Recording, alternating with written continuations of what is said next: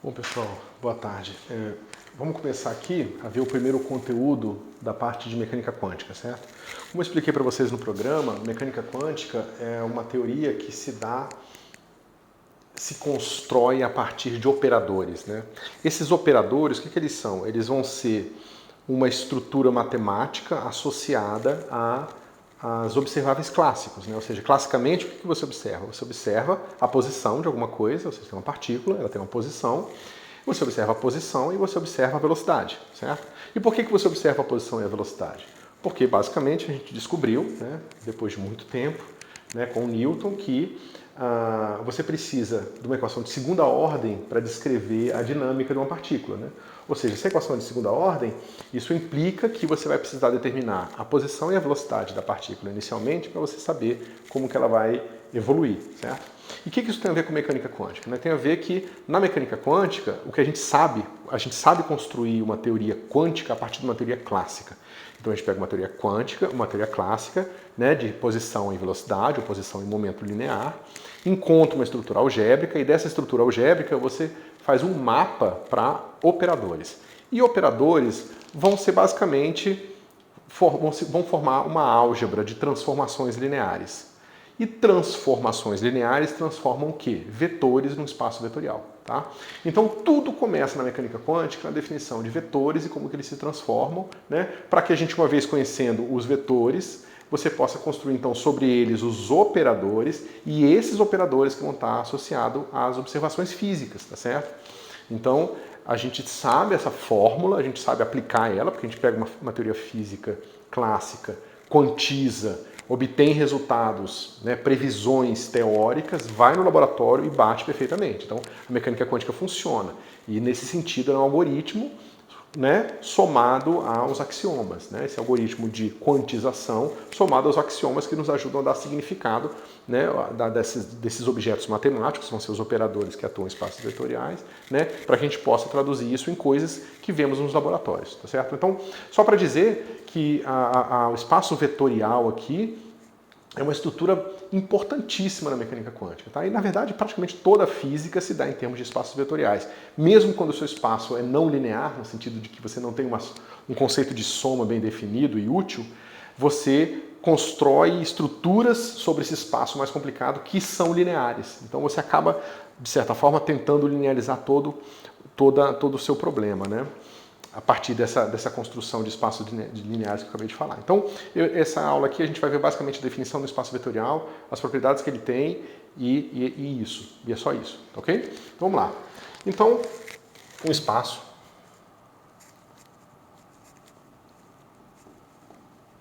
vetorial é um conjunto de elementos que vamos denotar assim,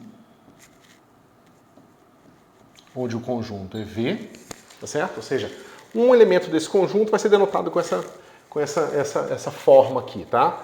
Barra, a letra e um maior que, tá certo? A gente chama de notação de Dirac.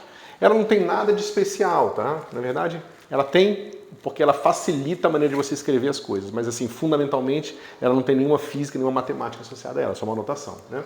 Vocês provavelmente estão acostumados com uma notação de vetor, onde eu boto uma seta, né, para dizer que esse símbolo não representa mais um número só, ele representa agora uma direção, né, no espaço tridimensional ou de mais dimensões.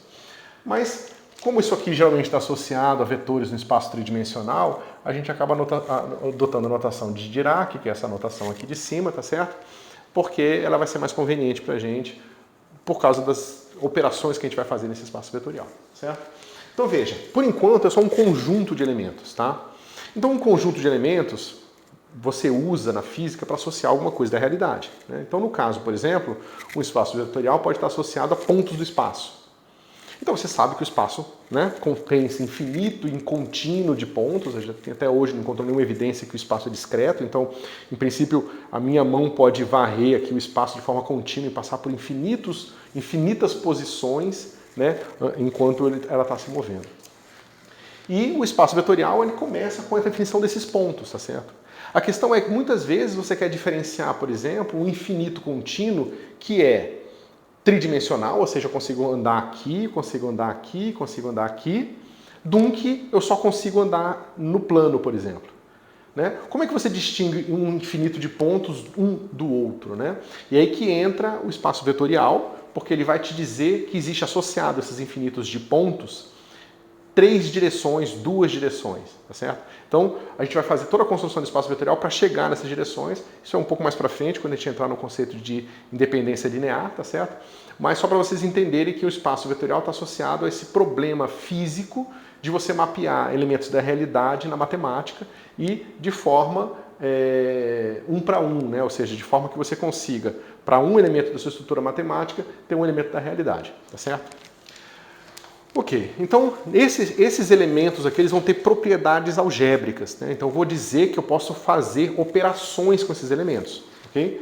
Então eu digo que essas propriedades aqui, eu vou enumerar elas para vocês agora, tá certo? A primeira propriedade é que V mais W pertence a esse conjunto também, tá certo? Então, na verdade, o que eu estou dizendo aqui na prática, pessoal, é que existe um mapa que pega 2 elementos do conjunto e leva no terceiro elemento do conjunto, tá certo? Esse mapa a gente geralmente denota com o símbolo mais, mas não confundam isso com o mais que vocês estão acostumados de 3 mais 2, entendeu? Porque isso aí, o 3 mais 2, é um mapa definido entre 2 elementos do conjunto do quê? Dos números reais, tá certo? Eu pego um número real, somo com outro número real e encontro um terceiro número real. Da mesma forma que eu pego um vetor, somo com outro e encontro um terceiro vetor, tá certo?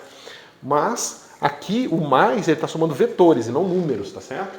É claro que a gente acaba fazendo um truque matemático de puxar a estrutura de soma dos reais para os vetores, tá certo? Mas fundamentalmente o mais daqui é diferente do mais daqui, tá certo? Esse mais aqui, ele é um mapa de reais, reais e reais. Reais e reais em reais. E aqui o mais é um mapa de V e W em V, tá certo? Em V espaço, ok? A gente vai dizer aqui, claro, isso aqui, né? Para todo V e W pertencentes ao V. Okay?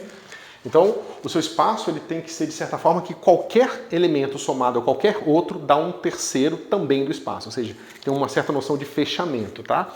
Pode parecer estranho você exigir isso como uma coisa que talvez parecesse natural, mas você pode escrever exemplos de situações em que você acaba somando 2 coisas de um espaço e acaba caindo num terceiro espaço.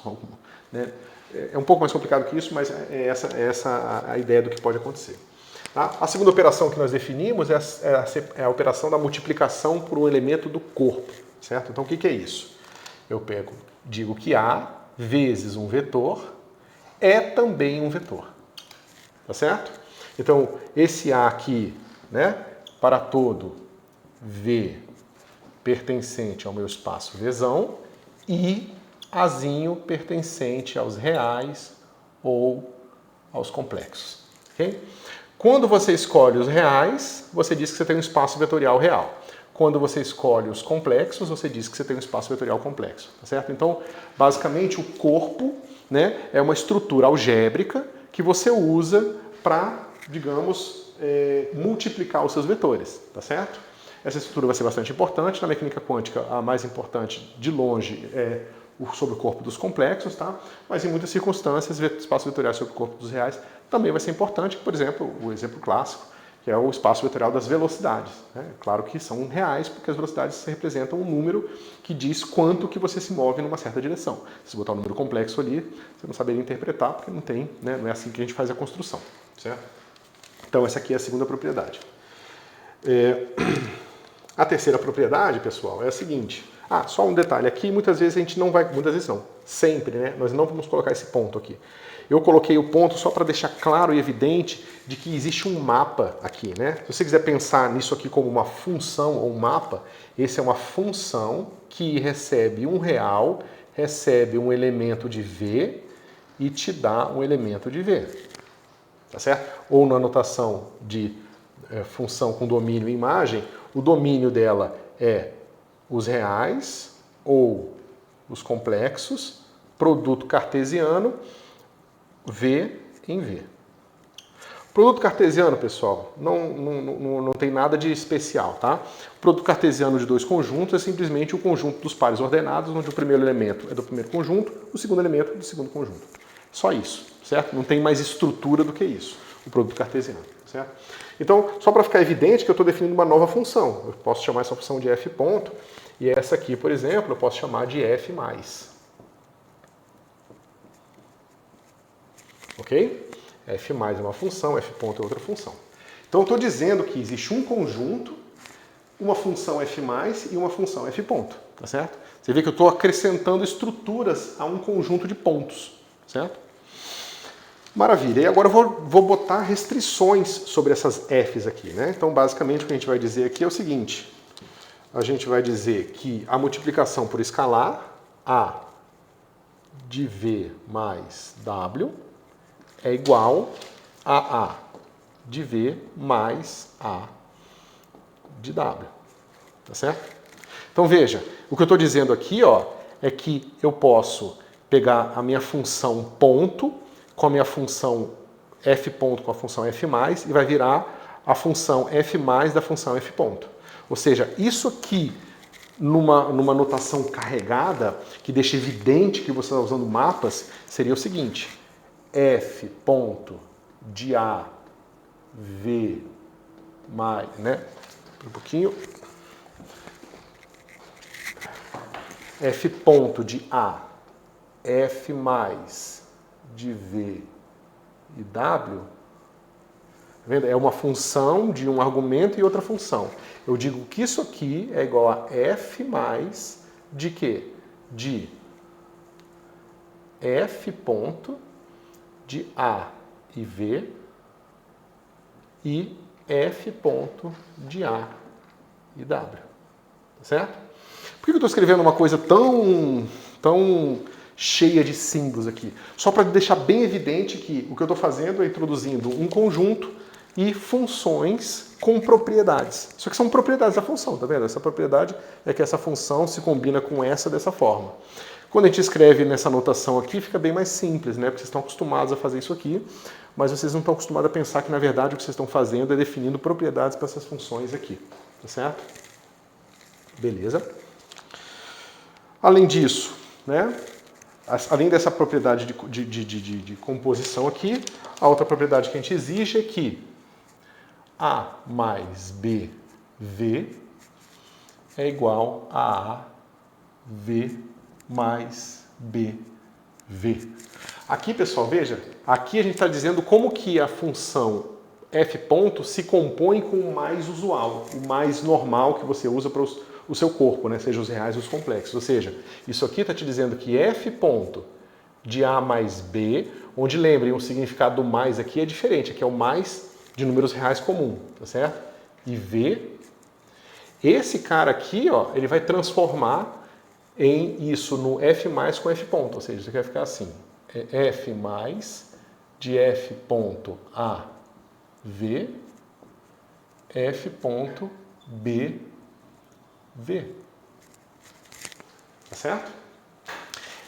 Até aqui eu escrevi com essa anotação do F só para deixar bem evidente as propriedades que a gente está exigindo sobre os mapas, tá certo? Mas daqui para frente eu não vou fazer mais para poupar espaço, tá?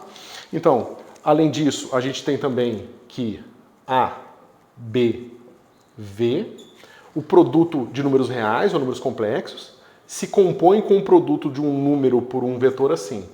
Esse cara aqui vai ser igual a A que multiplica B que multiplica V. Certo? Novamente, prestem atenção. Aqui é o produto do número do corpo por um vetor e aqui o número do corpo por um vetor. Aqui é corpo vezes corpo, depois vezes o vetor. Então existe também, da mesma forma que o mais usual se compõe com F+, o vezes usual se compõe com F ponto. Tá certo? Ok. A gente diz que a soma é associativa, ou seja, a gente diz que V mais W mais U, né, é igual a V mais W mais U. Novamente, isso aqui é uma propriedade do seu F+, tá certo? Se você escrever isso aqui em termos de F+, se vocês quiserem fazer como exercício, é útil. Vocês vão ver que isso aqui é uma propriedade do seu F+, tá certo? A gente vai dizer que existe um elemento neutro, que eu vou chamar de F de 0 com uma barrinha, é elemento do meu V. Esse cara não é o zero dos números reais ou complexos, tá? Esse aqui é um zero especial, tá certo? De forma que V mais 0 é igual a V. Certo? O que confunde um pouco é que a gente vai descobrir que o número 0 vezes qualquer vetor é igual a esse zero especial aqui, que é um elemento do espaço V, tá certo? Então a gente acaba às vezes não fazendo essa distinção, mas como a gente está querendo explicitar a estrutura por trás do espaço vetorial aqui de forma bem clara para vocês, eu vou usar essa notação aqui, ok? E a gente vai dizer que existe um outro elemento especial que se chama menos V, tá certo? De forma que menos V mais V é igual a esse elemento zero aqui, tá certo? E aí vocês podem provar, isso é um exercício simples, eu gostaria que vocês fizessem, que menos V é igual a menos 1 vezes V, que a gente acaba chamando de menos V, tá certo? Ou seja, o número menos 1 vezes o vetor V a gente acaba chamando de menos V. Tá certo? Ok, pessoal. Essa estrutura aqui é a estrutura básica de espaço vetorial, tá? Vocês podem provar que esse cara aqui é único, é um bom exercício para vocês fazerem, tá? Aquilo que eu falei antes, vocês podem provar que o número 0 vezes o vetor V é igual ao elemento 0 do espaço, tá certo? E vocês podem provar que esse cara aqui é menos ele e que isso aqui é único, tá certo? Não existe um inverso aditivo, não existe mais de um inverso aditivo para um mesmo vetor, tá certo? E é isso, pessoal. Esse aqui é a estrutura básica. Eu vou dar um exemplo aqui canônico de espaço vetorial, tá certo? 2 exemplos canônicos e a gente fecha esse elemento aqui dos nossos estudos. Ok? Vamos lá. Bom, qual é o conjunto mais usado que a gente está acostumado a trabalhar o tempo todo, né? É o conjunto Rn, né? Como é que se dá o conjunto do Rn? Bom, é o seguinte, Rn vai ser dado por... deixa eu botar a notação aqui, de conjunto. É a notação de conjunto, são as sequências ordenadas de n números, tá certo? Que eu vou chamar aqui, deixa eu ver qual a notação que eu usei, V1, V2, até Vn, né? Tal que o VL pertence aos reais, né? Para todo L de 1 até N, tá certo? Bom, pessoal, cuidado, tá? Aqui a gente vai usar frequentemente índices em cima, tá ok? Isso aqui não é V elevado a 1, V elevado a 2, V elevado a N. Isso aqui é simplesmente um símbolo que é a iésima ou enésima componente dessa sequência ordenada. E ordenada é porque se esse cara aparece aqui no fim, ele aparece sempre aqui no fim. Você não pode trocar de lugar com o outro, certo? Então, esse cara aqui é o que vocês estão acostumados, é o Rn. Mas veja, pessoal, isso aqui é só um conjunto. Isso te dá números, Você pode agora, uma vez definido isso, você pode escrever várias sequências ordenadas de números reais. Pode escolher do jeito que você quiser. São ser todos possíveis pontos de um certo conjunto, tá certo? Mas aí a gente pode fazer a seguinte definição. A gente vai dizer que V agora pertence a Rn, tá certo? Então agora eu estou estabelecendo o meu conjunto, os meus vetores agora vão ser elementos desse conjunto e vou definir o seguinte, que V mais U, onde U e V são elementos desse cara aqui, eu vou definir o meu F+, assim, isso aqui vai ser igual a V1 mais U1, V2 mais U2 e Vn mais Un.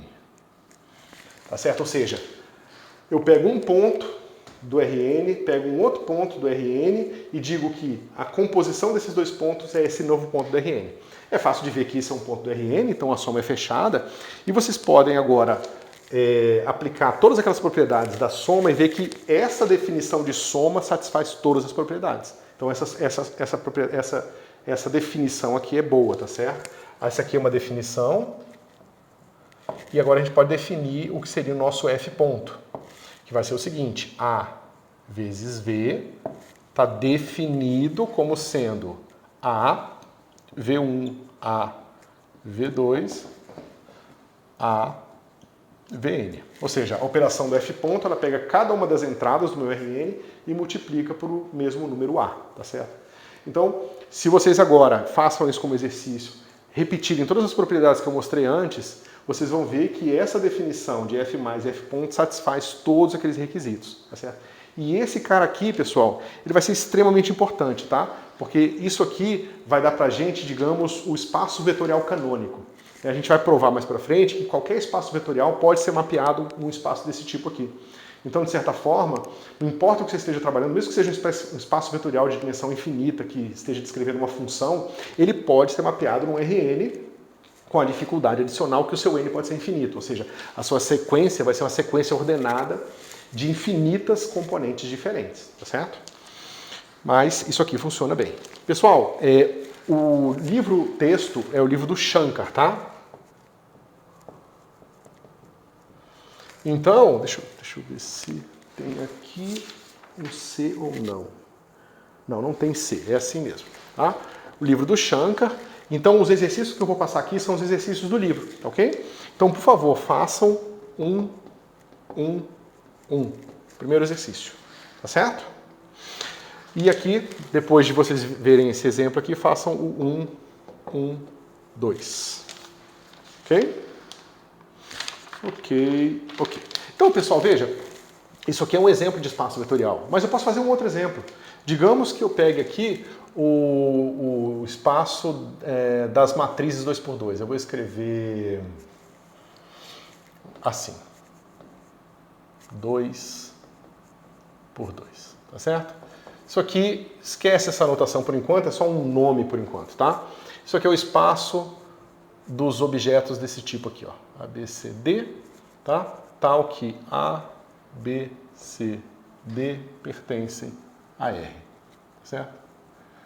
Então, pessoal, isso aqui, as matrizes também são vetores, né?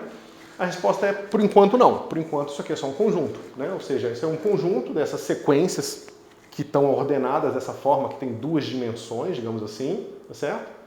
Mas que você pega qualquer 4 números reais e constrói um objeto desse tipo. Ponto final, tá certo? Só que a gente pode definir que se o seu V agora é um elemento, o seu V e o seu U, né? São elementos desse cara, desse novo espaço que a gente está trabalhando, que é R2, R2, né? Você define que V mais U é igual a... E aqui eu vou botar que as componentes do vetor V vão ser assim, V11, V12, V21, V22. Portanto, a soma vai ser V11 mais U11. Aqui, a próxima vai ser V12 mais U12. Aqui vai ser V21 mais U21. E aqui vai ser V22 mais U22. Tá certo? Você define a soma de vetores assim, e você define o produto por escalar assim. Ou seja, esse cara vai ser A, V11, A, V12, A, V21 e A, V22. E pronto. Vocês podem checar, como eu falei, todas aquelas propriedades que eu falei no comecinho desse módulo e ver que, de fato, esses caras formam um espaço vetorial. Tá certo? Então a gente vai ver, inclusive, na mecânica quântica, que os operadores são vetores também, mas é num outro espaço vetorial. Eles transformam um espaço vetorial, mas são vetores de outro espaço vetorial. Tá certo? Ok. Para finalizar, eu vou dar um último exemplo aqui, rapidamente. Então, pensa que você tem agora o espaço das funções, tá certo? Só que das funções especiais que são assim. Você tem funções contínuas entre 0 e 1, tá certo? Então, se você escrever aqui um gráfico, né, você pode ver que isso aqui é uma função, né, digamos que aqui é 0, aqui é 1, aqui é x, aqui é um y qualquer, tá certo? E essa aqui é uma certa f de x, tá certo? Ok, então eu tenho que minha f é um elemento das funções contínuas entre 0 e 1. Okay? Se eu tenho uma g também definido aqui, eu posso fazer a seguinte brincadeira. Eu defino que a função f mais a função g é definida, essa soma entre funções é definida de forma que quando eu calcular isso num ponto x do domínio, isso aqui vai ser definido por f de x mais g de x. Certo? Então cuidado, pessoal, isso aqui é bastante sutil. Eu estou puxando, usando a soma de números reais, eu estou definindo aqui a soma de funções, ponto a ponto, tá certo? Ou seja, se eu tenho aqui minha função g, é claro que a função f mais g, aqui vai ser esse número mais esse número, que vai dar um número aqui, que vai ser f de x mais g de x, que vai dar uma coisa assim, né? Teria que acompanhar direitinho a soma das duas, mas seria f mais g, é a soma de, né? Sendo que essa aqui é a g de x, essa é f de x, aqui é a soma de g, né? De f mais g. E se vocês definirem agora que a multiplicação da função f por um número real, quando calculado no ponto x, é o produto do número real a pelo número real f de x, né? Isso aqui é a definição também, vocês vão ver que o espaço das funções entre 0 e 1 é um espaço linear também. Isso aqui vai ser também um espaço vetorial, tá certo? Com essas definições de soma e produto por escalar. Então, vocês vão ver que tem uma série de espaços interessantes, diferentes, que também são espaços vetoriais, e que, uma vez que você entenda os teoremas, as dimensões, tudo para um espaço vetorial, você vai poder aplicar esse conhecimento em tudo, né? Para o espaço das funções, para o espaço das matrizes, para o espaço das sequências ordenadas, né? Então, isso tudo vai estar dentro do seu leque de ferramentas que você vai saber aplicar, ok? Deixa eu ver se falta alguma coisa. Não, é isso. Tá certo? Se vocês quiserem, deem uma olhada no exercício 1.1.3, 1.1.3, e lá vocês vão ver exemplos de outros espaços de funções que, ora, formam um espaço vetorial e, ora, não formam um espaço vetorial. Pelo menos não com esse conceito de soma e multiplicação por escalar. Tá certo? Obrigado.